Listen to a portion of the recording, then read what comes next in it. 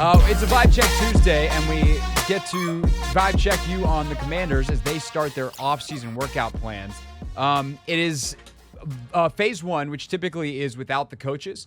This is the part of the offseason that is typically for most teams a organized team workout. Chad Englehart, the strength coach, would typically lead it, all of that. But because the Commanders have a new staff, and specifically a new head coach, they are allowed to actually do on-field work. So we don't get to see any of it. It's all behind closed doors. The reporters will get a chance to talk to a number of players, including Terry McLaurin and John Allen, via Zoom tomorrow. So we will get a bit of a sense of how things are going, the early stages of the install. But there is actual football being quasi-practiced in Ashburn as of today, Anthony. So we will get the social media post of the pictures. We'll see who's in those pictures. Did everybody show up? Those controversies. They're so much fun each and every spring. But, Anthony, I think what we're going to do today for Vibe Check Tuesday at 301-230-0980 is simply ask folks, what are your expectations for the 2024 season? The Commanders have signed now, we're up to 24. They signed another backup linebacker today. But the depth just continues to grow. We know they still have a big hole at left tackle. We know they still have a quarterback that they're going to draft in the first round, overwhelmingly likely at number 2. So there's all of those things that we still know. But I do think we are deep enough in this now that we've seen it.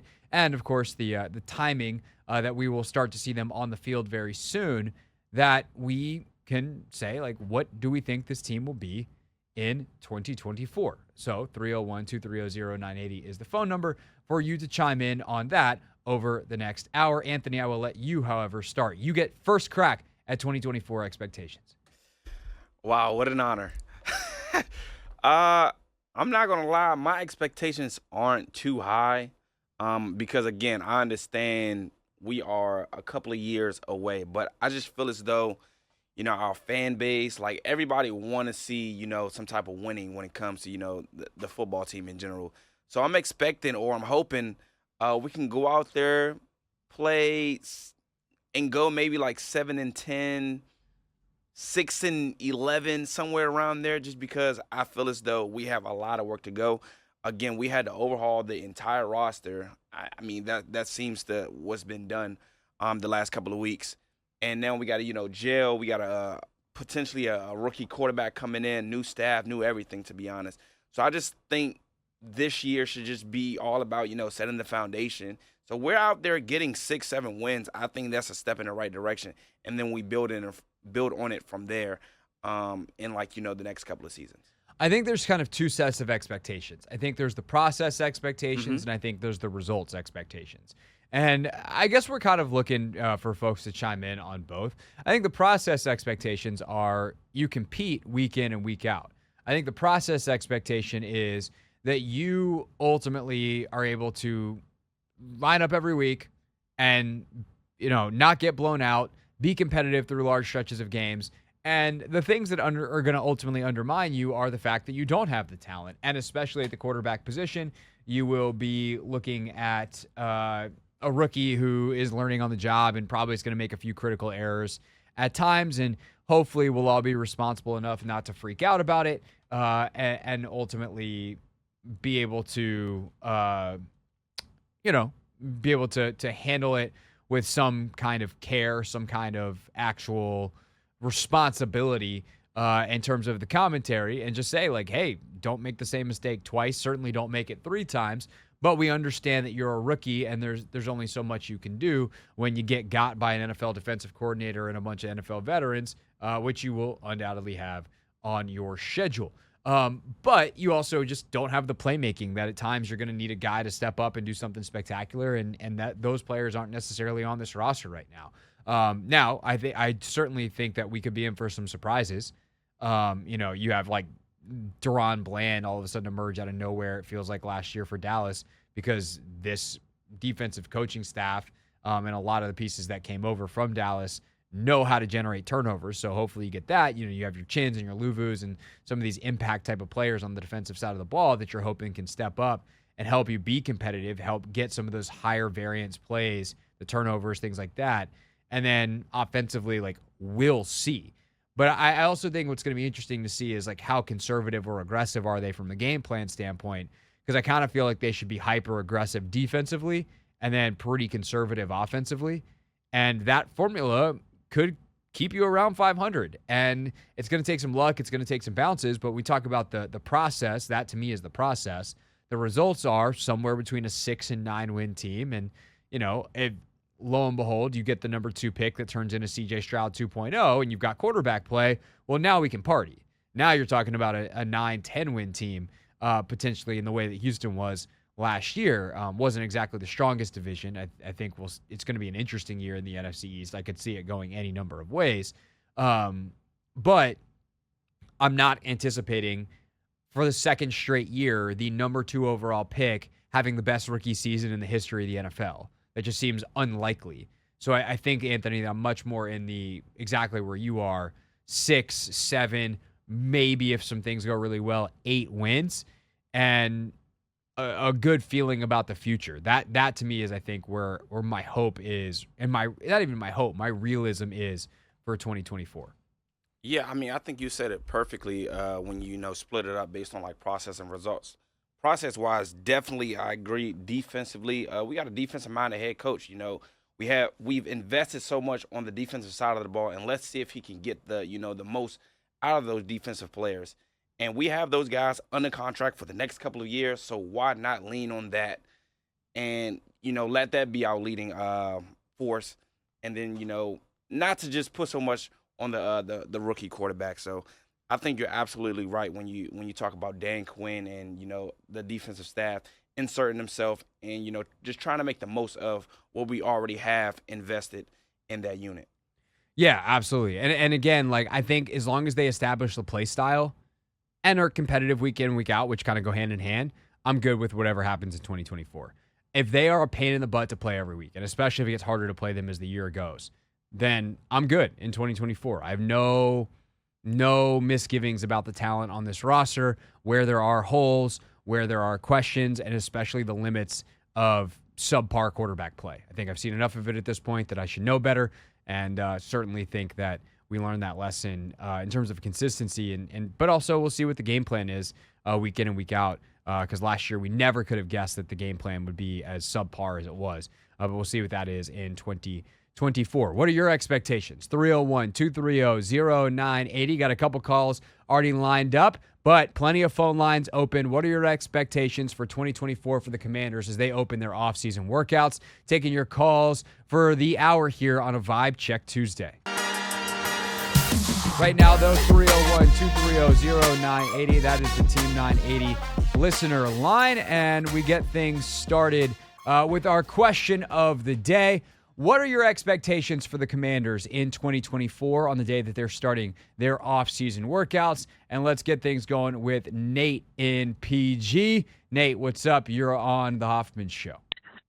Man, nice to be the first one to get the ball rolling. And I want to say, look, I'm a Packers fan, but I'm born and raised in DMV, and I listen to you guys all the time. And I think it's a little hard to be so objective when you're immersed in it week to week. But I actually believe that if you look back over the last couple of years, this team has had opportunities to make late playoff pushes and be in situations that really, I guess, showcases a bit. They don't have as much talent deficiency as I think you might think and other members might think of the fan base. And I actually feel like, if you've got the right staff, I think coaching is really, really, really important. The older I get, the more I realize how important coaching is. And I don't think they had the proper staff last couple of years to get the most out of the talent that they had acquired. And if you look at what they did in the offseason, brought in a lot of veterans that can establish a culture. And they brought in some guys who have won in their past, previous stops. And they brought in some young talent that I feel like can have an opportunity to shine in a new place. So all you really need is a quarterback. And, you're one good draft away from being able to turn around. Look at the Texans. Look at, I mean, I'm drawing a blank on other teams here, but there's Well, a bunch that's of other the teams. problem though, Nate, is like outside of the Texans, it's No, really hard I to do it with a disagree. rookie The quarterback in Bengals- year one. The Bengals had a turnaround from overnight when they brought in Burrow. Burrows was really 2 years though. Like Burrow's rookie year, they were not nearly as good in part because he got hurt. He missed a lot of the first year, didn't he? Yeah, he did, but I mean, it's still like it's not like they were killing it that rookie year. Also, Burrow's kind of like one of the most unique prospects in the last bunch of years because he was so NFL ready coming out, and the chances of finding that again feel very slim. But I push back because when you look at it the last couple of years, I really believe that there have been guys that came into the league and been able to show promise early on. I Promise think is different than winning now, immediately, though. Like that's the whole point here. Well, I mean, I think they have the ability to turn it around. If you have the right coaching staff, I think the offense has an opportunity. They have pieces on this offense. I just don't think that talent is. I don't think they're as bereft of talent as it's been portrayed over the past couple years and especially months as the excitement has ramped up for the new regime. That's all I'm saying. I think Nate, and I don't disagree with you. I appreciate the call, man. And I don't disagree with you. In fact, I'm one of the people that I think has loudly said I think this talent is better than we thought, and it really comes down to how poorly it was used and how heinously it was mismanaged within the context of football. Like it's just they did a bad job, but they also obviously built a roster that a lot of the rest of the league thought was not very good. At the very least, Adam Peters and Dan Quinn didn't think was very good because they jettisoned half of it in their first off season. They brought in a lot of other really solid players, but they're lacking two things that get you over the hump. They're lacking stars and they're lacking quarterback play. And again, if they can get a number 2 pick to come in, like I agree, they could be the Texans 2.0. But the chances of getting the best rookie quarterback season in the history of the league 2 years in a row feels crazy. And that's what CJ Stroud had last year. He was a borderline, if not bona fide, MVP candidate as a rookie. You don't see that. Like Cam threw for 4,000 yards back in the day. Andrew Luck was good every single year he was in the league. Just health was an issue there. But like even Peyton Manning, like awful rookie season, set the record for interceptions. Burrow was pretty solid his rookie year, 65% completion, 13 touchdowns, 5 picks, played in 10 games, but they were 2-7-1 in his 10 starts that year. Next year they were 10-6, and he helped them get to the Super Bowl. But the idea that even Burrow, who was 24 years old, NFL ready as they come, number 1 overall pick, consensus by a mile, even he struggled as a rookie. And so it's not that I really vehemently disagree with anything Nate said from like the analysis standpoint. It's just that saying, well, they're a quarterback away is like saying you're a tire away from being able to drive down the road. Like that's a pretty important piece of the vehicle that we're missing here, or an engine away from driving down the road. Like, okay, cool, we got a bunch of tires, but we need something to move them forward. Let's go to the Junkyard Dog, JYD, calling in with us on the Hoffman Show. JYD, what are your expectations for the 2024 Commanders? Well, I don't put too much hope in this coming year. And in fact, I don't put too much hope in the next 2.5 years, simply because when you look at what they did this season, as far as the roster, they got a lot of people that are on 1-year deals. That tells me that these people more likely won't be here the next year.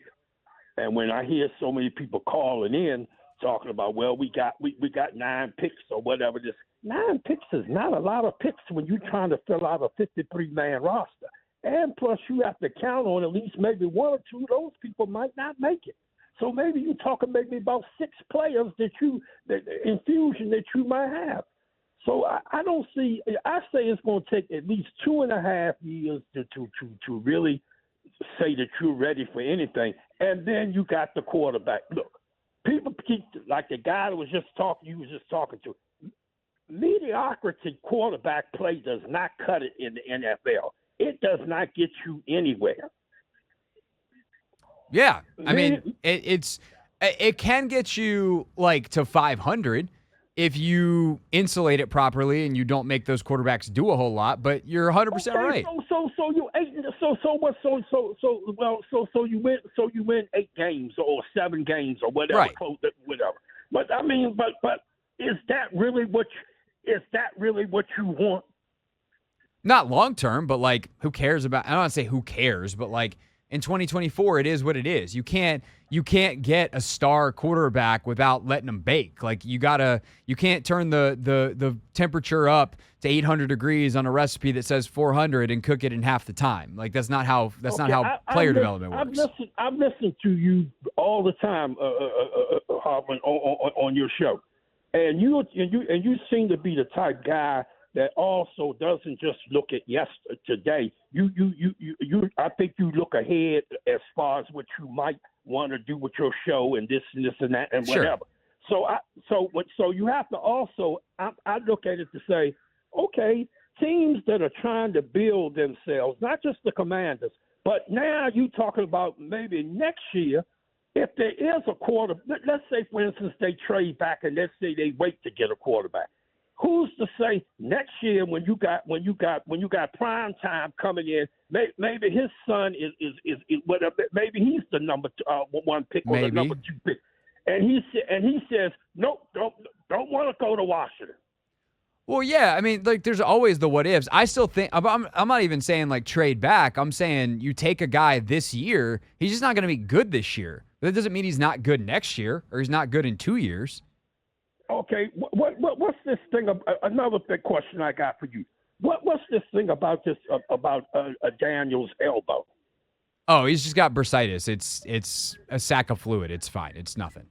It's a funky picture that looks really weird, but he's not a cyborg. He's fine. But is it going to have to be drained constantly or whatever? I don't know enough about his medical information to answer that question. Okay, whatever. So like I say, to me, it sounds like it'd be better for them maybe to drop back some, get the guy a Penix, or like I say, I don't know why people don't like Bo Nix. They say, okay, he checks down too much or he throws the bubble screens. Hey, don't forget now, there's a lot of bubble screens are thrown in the NFL, even though I don't particularly like the play. Well, there's not as much as he threw at Oregon. All right, Jay Weddy, I appreciate the call. We're going to keep it moving. We got other folks chiming in, 301-230-0980. A couple of things. Bo Nix, I actually don't mind Bo Nix. It's not the guy that I'm not going to be like, yeah, we got our guy, Bo Nix. But if you want to build a young Kirk Cousins-y, super insulated offense around a guy like Bo Nix, could you do it and, win 8 games? Yeah, I think the problem with a guy like Bo Nix is you're always going to be in that, hey, we got a guy, but we don't have the guy, and we're going to need to upgrade. I doubt that Nix is going to develop into something where you feel confident saying we have a top 10 quarterback in the league. And that is the difference between him and Penix versus the other 4. I think there's a chance that all 4 of the other guys, especially Williams, obviously, but May, Daniels, McCarthy, all have upside to be top 10 quarterbacks, and then you're set at the position versus we have a guy, but maybe we could do better, which is a terrible position to be in. You get stuck in limbo, and that leaves you questioning are we going to get hot and have a Joe Flacco, an Eli Manning, or is it going to be Kirk Cousins and Dak Prescott where we're pretty sure these guys are pretty good, but we don't have the playoff wins to show for it. So that's thing one. Thing two, going back to the very beginning of the Junkyard Dogs call. 9 picks is a lot, and it's not just like they have 9 random picks. They don't have 4 picks in the top, 60 and then 5 in the last 200. They don't have a bunch of 6th and 7th rounders. They have 6 picks in the top 100. That is 6 potential starters. That is a huge percentage of your roster in one draft class. And certainly if they have a lot of draft capital moving forward as well. They have a full deck and the chance to acquire more. So with all of that said, if you can get over the next couple of years, let's say 12 to 15 starters, on that are draft guys. You know, they get like 6, 7 this year. And not necessarily starting immediately, but over the next 5, 3 to 4 years, you get 6, 7 this year, and again, let's say 6, 7 next year. That's 12 to 14 guys. Like, that would be incredible over 2 draft classes. But they're giving themselves the chance because they have high picks, and they're trying to acquire more. You do that. Plus, yes, they have a lot of one-year deal guys right now, but you could re-sign some of these guys. Also, they have some of these guys that are key starters. Some of them will be a lot, like Biotish and Dorrance Armstrong and oh God, I'm now blanking. Biotish, Armstrong, Luvu, Chin, Cleveland Ferrell. Like, those guys will be around. And you still have guys that you like from previous draft classes. Like, you could still have Quan Martin and Emmanuel Forbes for a long time. Hopefully there's a couple of other guys that wind up panning out despite how bad they looked early on. Chris Rodriguez should be around for a while. Then you do have a couple of studs. Like, Sam Cosmi's a really good right guard. Sam Cosmi's a centerpiece for this team, a building block piece for this team. So the cupboard's not completely barren. You don't have to remake all of it, and they are giving themselves the chance. So I also just, the thing that, I don't want to say it irks me, but the thing I question about stuff like that is, what's your plan that's better? What are you actually looking to do? And this goes back to the Josh Harris quote. If you want to get to 8-8 real fast, I could GM a team that was 8-8 this year. It's not that hard. You want to build a sustainable winner over time? That's why you hire someone like Adam Peters. Someone who understands the long-term vision of how to put together the pieces, how the math works on the salary cap, has that long-term vision, that skill set to build a sustainable winner that is not just an 8-8 team, but is a 10 to 12 win team year over year that legitimately gives you a chance to win a championship. That's what you're looking for. That is the long-term goal. But for now, the question is, as the Commanders start their offseason workouts today, 301-230-0980 is where you answer it. What are your expectations for 2024? 301-230-0980. More of your calls next. On a Vibe-Check Tuesday this hour here on the Team 980. Don't forget, if you miss any part of the show, so say you're listening right now and you're like, man, I'm excited to talk about this, but I really was hoping to hear Craig's take on the Iowa-LSU game. We're going to talk about that in the 5 o'clock hour, but we podcast everything. So after we get done talking about it, you'll be able to go to the Hoffman Show podcast feed and check that out. The one, the only, Anthony Haney works on that very diligently. We would appreciate it if you listened. And really also, it's just, we're doing this for you. We put it on demand so that you don't have to glue yourself to your car seat every single day for 3 hours. You can still enjoy the show while having the rest of your life not in tatters. Okay, let's get to the phones. 301-230-0980 is the phone number. 301-230-0980 is where you call with your expectations for the Commanders for 2024. Let's go to Little. Little, thanks for calling. You are back on the Hoffman Show. Yeah, Hall, thank you for taking my call, man. Shout out to your man Anthony. Hey, that old Rick, a.k.a. Rick Junkyard Dog, he got a shiny toy up there in Kansas City. Hey, look, Hall, I'm telling you now, I got us, man. Depth is one word I want to say. Yep, and be hungry, man. We got a staff that's hungry, from the coach, from the head coach to the defensive coordinator to the offensive coordinator. They all had a little piece of the action, but they never got to the promised land. We're gonna compete for the division. I'm telling you that now. And I see this man, like you say, Peters, going in this draft. And look, the coach from LSU already told you who the quarterback gonna be. He let it slip, man. He's going after Daniels. He's going after that kid, man. That kid gonna be. Hold on, little. Well, I'll let you keep going in a second. But we're not believing Brian Kelly on this show. We do not believe that Brian Kelly knows anything because he's Brian Kelly. Like, come on, the same dude who just faked it, created a country accent when he went to LSU. The same dude that's left savagely multiple programs. We do not trust Brian Kelly on this radio show. And what did I say about Brian Kelly at the showdown? He was sober. So I'm gonna let that be. Hey, look, Hey, look, one. All right, what you got? What you got for 2024? What do you think they're going to do this year? You clearly like it. How bold are you willing to be here? I'm bold. I'm a season ticket holder. I'm bold. I got us compete for the division. Hey, man, I like that. From that middle linebacker we brought in, man, look, guess what's going to happen, Hawk? They're going to follow the leader. Everybody going to follow the leader. So that's what I'm going with, man. I got us compete for the division. Okay. Hey, God bless y'all. Stay. All right, appreciate you, Little. Look, I'm not going to poo-poo optimism here. There are no bonus points for pessimism. There are no bonus points for optimism. We're just all saying realistically where we're at. It is April 2nd. There is no reason to be like, sit down. You and your optimism, get out of here. We're not doing that on this show.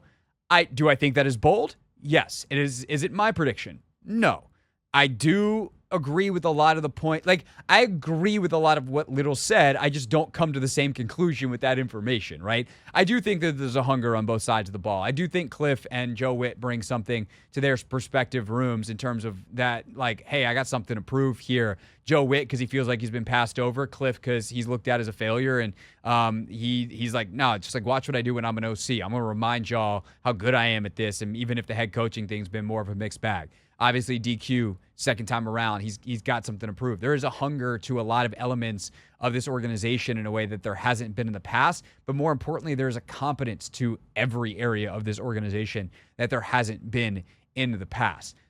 Where I hit a snag, the hole that I think is bigger than I guess Little does is the skill level across the board, right? They have some really nice, hungry players. The depth is fantastic. They lack top-end talent. Quarterback play is a question. That leads me to think they're going to be falling behind Philadelphia, behind Dallas, and then we'll see what New York is. I mean, I just don't categorically have faith in the Giants because every time I feel like that they could be good, I'm out here just Charlie Browning it up. This time I'm going to kick that football clear to the moon. Idiot. Thought the Giants could be good last year. I think Dable's a good coach, but I don't believe in them. So yeah, we'll see. But that's the most optimistic call we got so far. Let's go to Daniel in Richmond, see what he's got. Daniel, what is what are your expectations for the Commanders in 2024? Hey, Craig. Appreciate you taking my call. You got it. Look, I'm tired of the whole optimism thing. Like, okay, so I know you just stated that, you're not going to hate on optimism or hate on pessimism, but I'm kind of thinking there's like kind of a confusion with optimism and delusion to a sense, because I will admit I was very delusional last year, seeing that one game of Sam Howell would in turn fix our QB situation and ultimately at least have a 7 to 10 win season. Boy, was I wrong. So now I am just going to hold my tongue when it comes to being so optimistic. Now, in terms of quarterback, I like the three guys. I like all of them. I mean, they all have their pros and cons. Whichever one they pick, I want one of them to start and see what happens. And I want to see a competitive play on the field that's consistent and that there is some sort of mesh and continuity within the coaches and players. Because obviously last year there was a big disconnect, a huge disconnect with Ron. People respected Ron, but I don't know what it was. It just was not clicking last year, especially last year. The do your job thing, that drove me crazy. Daniel, I'm not gonna lie. You sound like my inner monologue, because from the Howell thing, not necessarily I thought Howell was gonna solve all the problems, but like I was like, I don't know. I think this kid can play a little bit, and with Bieniemy coming in, like he'll be smart in how he uses them. 7 to 10 wins, like yeah, they could do this, and what you just said as well about all that, like. All these are things that I agree with you because I said them all right here on this radio show. And so I think you and I are in the same place where it's like, the results end of it, like, we'll see. But from a process standpoint, like, just be competitive and I'll row your boats in the same direction. And that'll be such an improvement that I'll feel good about it.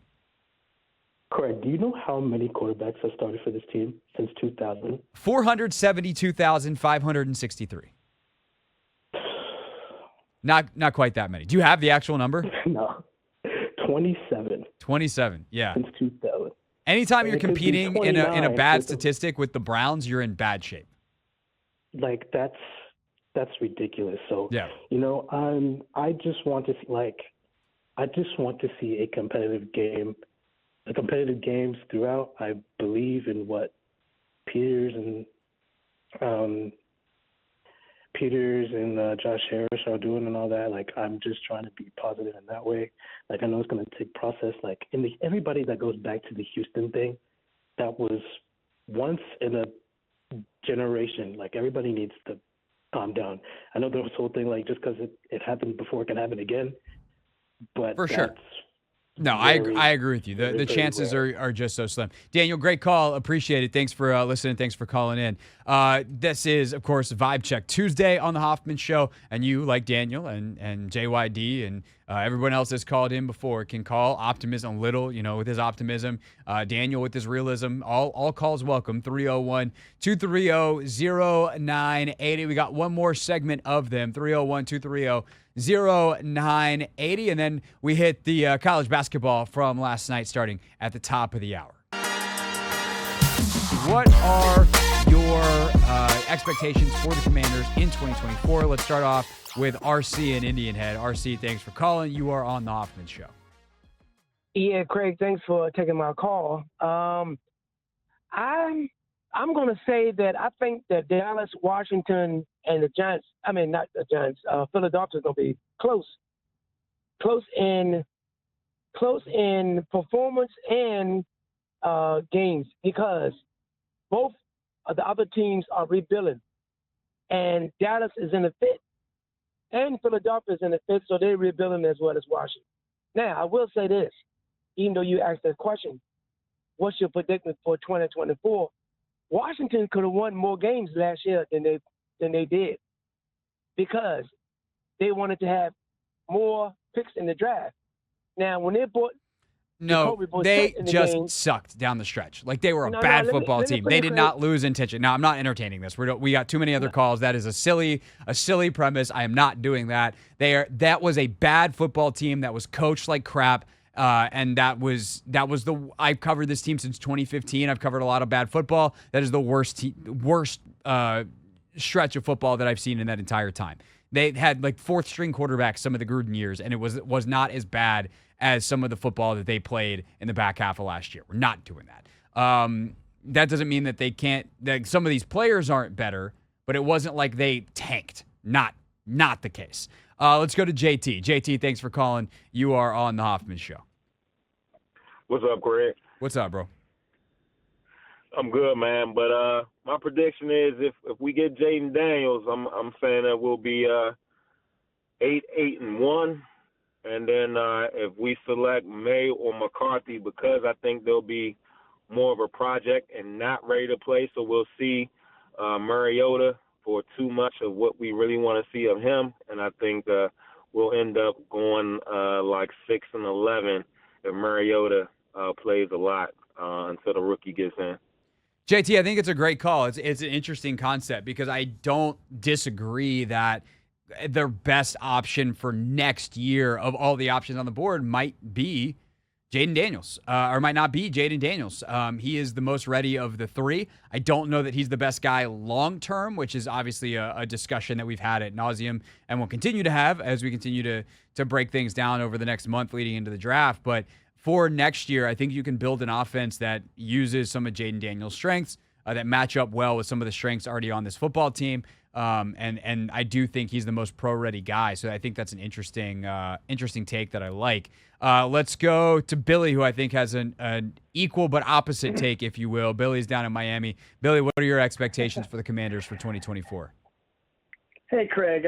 Thank you for taking my call. My expectations are a +8 game win year, even being conservative in a year we are creating foundation for the future. I am optimistic. Now, I mentioned that the main reason I'm calling, though, is because I was incredibly excited last week about the pro days of Caleb, Jaden, and Drake May. I watched them all in full live and in prime time, and was frustrated that the monumental sports news seemed to take over all of the news last week, and we never had an opportunity to talk about this. So I'm late to the party, but I do want to tell you that I work in finance and hedge funds for a living. I read people. And I saw that Drake May pro day. Dan Quinn was giddy.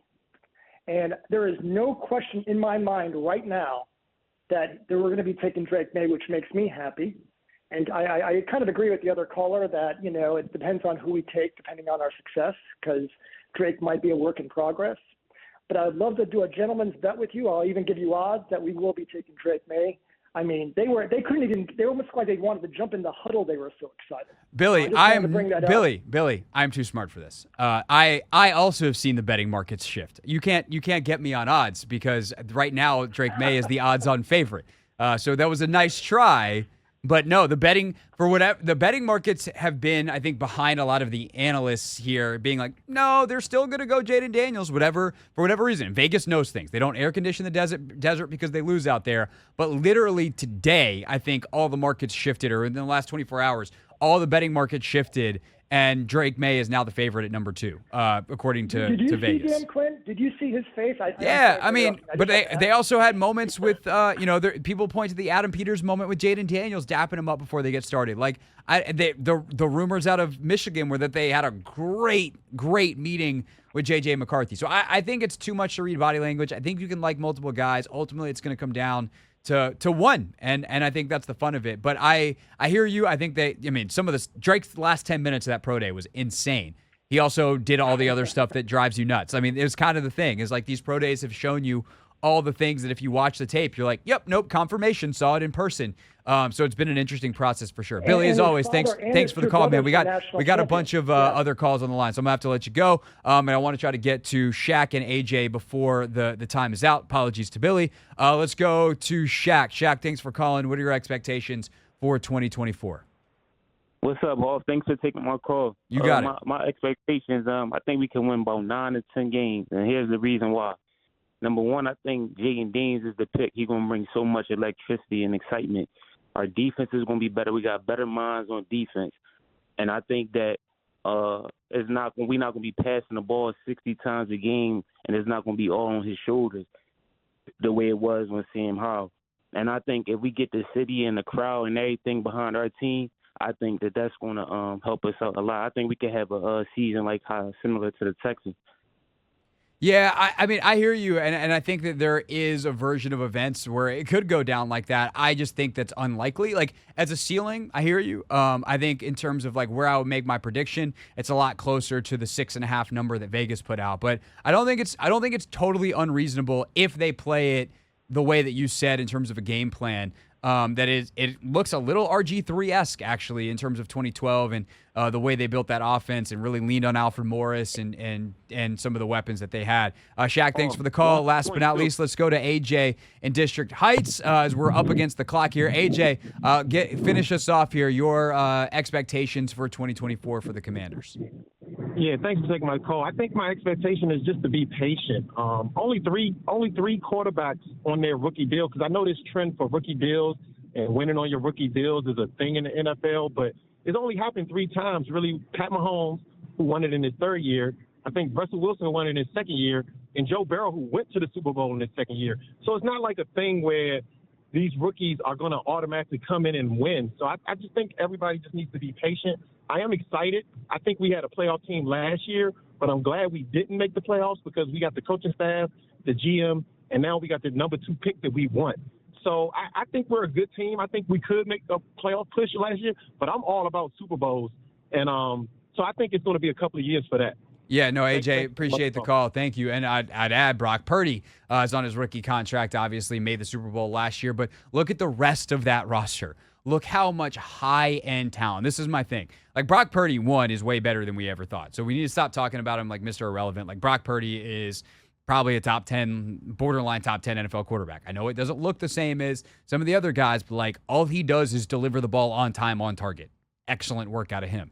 But he's able to do that to really, really exceptional players, and that, to me, is the path. Like, can you find other guys in this draft where picks, not just pick 2 is really important, but picks 36, 40, 67, 70, on down the list are starters, and you even get 1 or 2 stars out of that that turn into the Fred Warners and the Tafungas and some of the other guys that they have out in San Francisco, the Deebo Samuels, the Brandon Ayuks, that make the Niners a model for what you want to build in the same way that Detroit has found Amon-Ra St. Brown and others later in the draft. You have to get one, if not two or three of those, not to mention you do yourself a huge disservice if you do not hit on quarterback at number 2. What's up, kiddos? It's your boy Clinton Yates from ESPN. It's the Hoffman Show on the Team 980. Tell your mama I said what's up.